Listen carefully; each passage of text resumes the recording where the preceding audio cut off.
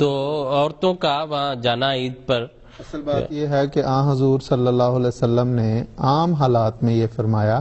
کہ عورتیں بھی، یہ مسلمانوں کی ایک اجتماعی دعا کا موقع ہے، عورتیں بھی اس میں نکلیں، لیکن وہ تو عام حالات کے لیے ہیں۔ اگر کوئی ایسی مجبوری ہے تو اس کے لیے اسلام نے بالکل الگ احکامات دیے ہیں، وہ استثناء ہے، اس میں رخصت ہے۔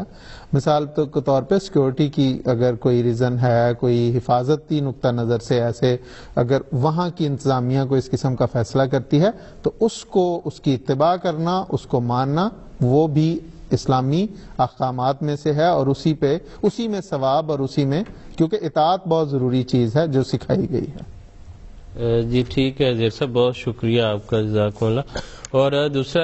یہ کہ ثواب جو ہے وہ یقیناً بیان ہوا ہے اور اسی طرح وہ موجود ہے۔ دیکھیں ثواب جو ہے وہ تو نماز پڑھنے کا بھی ہے، لیکن جنگیہ کی بنا پہ اللہ تعالیٰ نیت کے بنا پہ ثواب عطا کرتا ہے۔ اور جس طرح اسلام نے یہ کہا، حضور صلی اللہ علیہ وسلم نے فرمایا کہ جو شخص بیمار ہو جاتا ہے یا مسافر ہوتا ہے، وہ جب اس وقت بعض نیکیاں نہیں کر سکتا تو اس کو اسی طرح اس کا ثواب ملتا ہے جس طرح وہ مقیم ہونے کی حالت میں اور صحت مند ہونے کی حالت میں نیکیاں کر رہا تھا۔ اس لیے اگر کوئی خواتین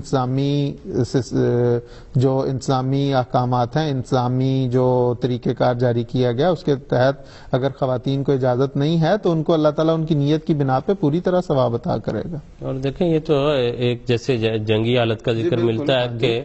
جو ہے وہ نماز ایک رکعت جو ہے وہ آقا مومنین حضور صلی اللہ علیہ وسلم کے ساتھ جو ہے وہ ادا کرتے تھے، تو نماز کا ثواب تو یقیناً جتنی زیادہ پڑھی جائے اور جو مقرر ہے اس میں وہ حاصل ہوتا ہے، لیکن حالات کی بنا پر جو ہے وہ احکامات بدلتے ہیں، اور اس سے ثواب دینے والا اللہ تعالیٰ کی ذات ہے جو ہر چیز کو جانتی ہے، اور ثواب جو ہے وہ اسی کے مطابق اللہ تعالیٰ دیتا ہے جو انسان کے دل میں نیت ہو۔